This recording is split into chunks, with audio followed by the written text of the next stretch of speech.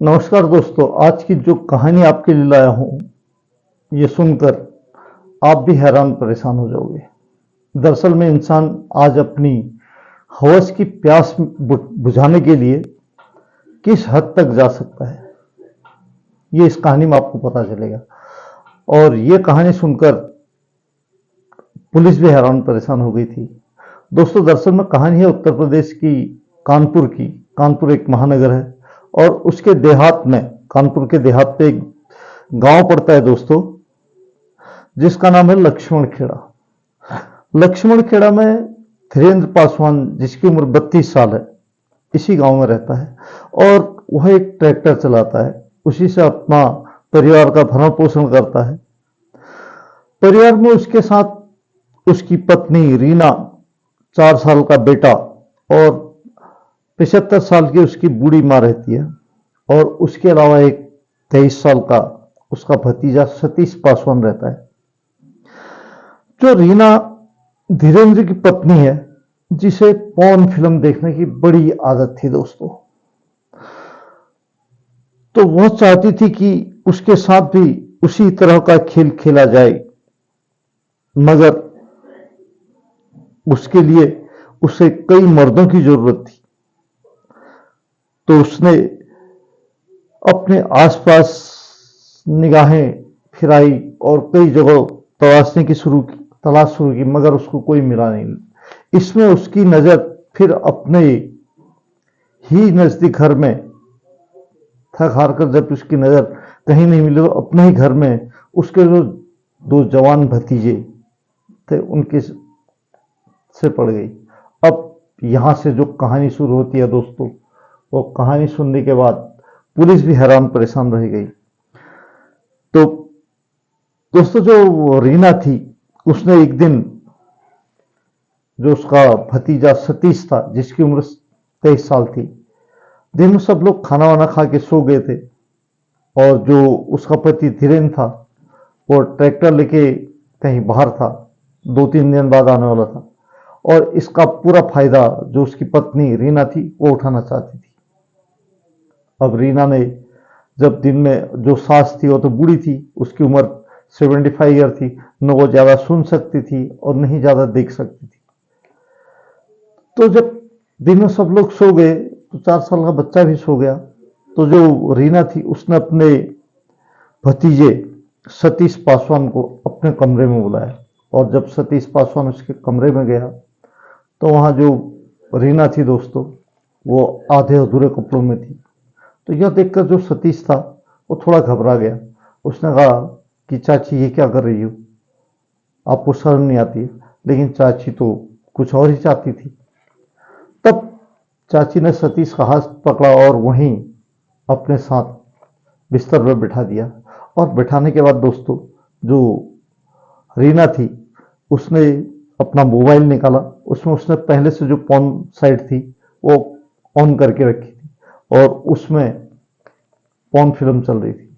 और उसने अपने भतीजे सतीश को दिखाई और सतीश थोड़ी देर तो उसको नजरें हटा कर, लेकिन वो तिरछी नजर से उसे देख जरूर रहा था।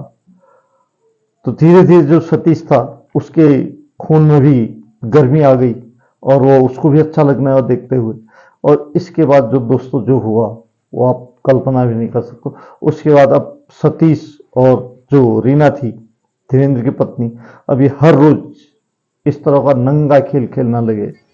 और खेल खेलने के बाद जो सास थी उससे तो पता था ही नहीं। और धीरे धीरे जो रीना थी उसने सतीश को कहा कि वह उसके भाई को भी बुला ले। अब 2 भाई और सतीश, 2 भाई और रीना, अब ये पूरे पॉर्न फिल्म की तरह पूरी सेक्स का लुत्फ उठाने लगा। और ये जो दो सतीश था और उसका भाई था, उनको भी अच्छा लगने लगा। और रीना तो पहले से खिली खाई थी क्योंकि उसका एक 4 साल का बेटा भी था। अब इस बात की भनक दोस्तों धीरेन्द्र को लग गई। जो रीना का पति था उसने अपने दोनों भतीजों को भी पीटा और साथ ही साथ पत्नी को भी पीटा और पत्नी को सीधी लाइन पर आने की हिदायत दी थी। पत्नी ने उस टाइम तो उसके पैर वैर पकड़ के माफी मांग ली, लेकिन वो चाहती कहाँ थी कि उसको तो सिर्फ सेक्स का भूत सवार था। कुछ दिन तो ऐसे ठीक ठाक चलते रहे, लेकिन बाद में फिर उसी ढर्रे पर वो आ गई। तो आखिरकार जब धीरेन्द्र था वो बहुत परेशान हो गया। अब आए दिन झगड़ा होने लगा, आए दिन मारपीट होने लगी और रीना के साथ वो आए दिन मारपीट करने लगा। साथ ही साथ जो उसके भतीजे थे दोनों, उनको अपने घर में आने की उसने एंट्री बंद कर दी। फिर दोस्तों आया 10 मई। 10 मई को जो रीना थी उसने एक प्लान बनाया। उसने सोचा कि जब धीरेन्द्र ही उसके जीवन में नहीं रहेगा तो उसको रोकने टोकने वाला कौन है। उसने इसके लिए धीरेन्द्र को रास्ते से हटाने के लिए अपने भतीजे सतीश और उसका भाई दोनों को राजी कर लिया।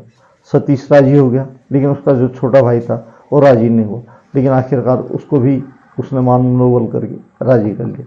अब 10 मई की रात को दोस्तों जब धीरेन्द्र खाना खा रहा था तो खाने में जो रीना थी उसकी पत्नी धीरेन्द्र की, उसने नींद की इतनी गोलियां मिला दी थी कि वो खाते खाते ही सोने लग गया। जब खाना खाने के बाद तुरंत ही सो गया तो बेहोश हो गया।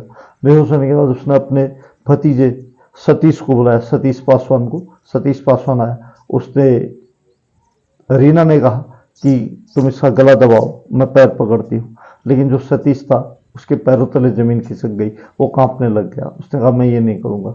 लेकिन दोस्तों अब जो रीना थी उसके दिमाग में सेक्स और जो बदला लेने की भावना थी अपने पति से वो सवार थी।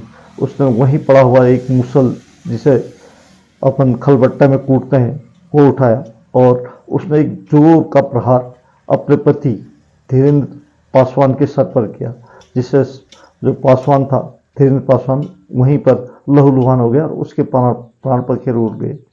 फिर इसके बाद इन तीनों ने उसकी लाश को एक खेत में फेंक दिया। फेंकने के बाद आराम से सो गए। लेकिन दूसरे दिन दोस्तों जब पुलिस को किसी ने फ़ोन किया और तब पुलिस ने उसकी माँ से पूछा कि घर में क्या क्या हो रहा है। जो धीरेन्द्र की माँ थी उसने बताया कि मैं ज़्यादा न तो सुन सकती हूँ न देख सकती हूँ, लेकिन यहाँ जो उसकी बहू है रीना, उसके जो गतिविधियाँ हैं वो शायद थोड़ा संदिग्ध हैं। इसके लिए पुलिस ने तुरंत ही उसको हिरासत में लिया और थाने ले गई।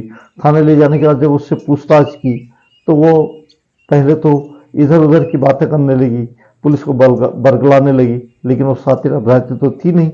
थोड़ी ही देर में टूट गई। जब पुलिस ने उसको मनोवैज्ञानिक दबाव डाला थोड़ी देर में टूट गई। उसने अपना जुर्म कबूल कर लिया। साथ ही साथ उसने अपने दोनों भतीजों को भी, जब पुलिस ने दोस्तों उसका फोन रिकवर किया, जब फोन में देखा तो उसमें 50 ऐसी फिल्में थी जिसे देख के पुलिस भी हैरान रह गई। पुलिस ने तीनों को फिर कोर्ट में पेश किया, जहां से इन्हें फिलहाल जेल में भेज दिया है। दोस्तों यह है आज की सच्ची घटना जो कानपुर से है। और आपको कैसी लगी आप कमेंट बॉक्स में कमेंट कीजिए।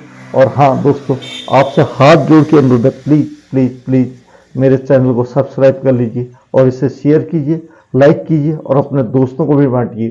तो दोस्तों क्योंकि आपका एक लाइक आपका कुछ नहीं जाता है, लेकिन मेरा मोटिवेशन बढ़ता है और साथ ही साथ मुझे आगे बढ़ने के लिए मदद करता है।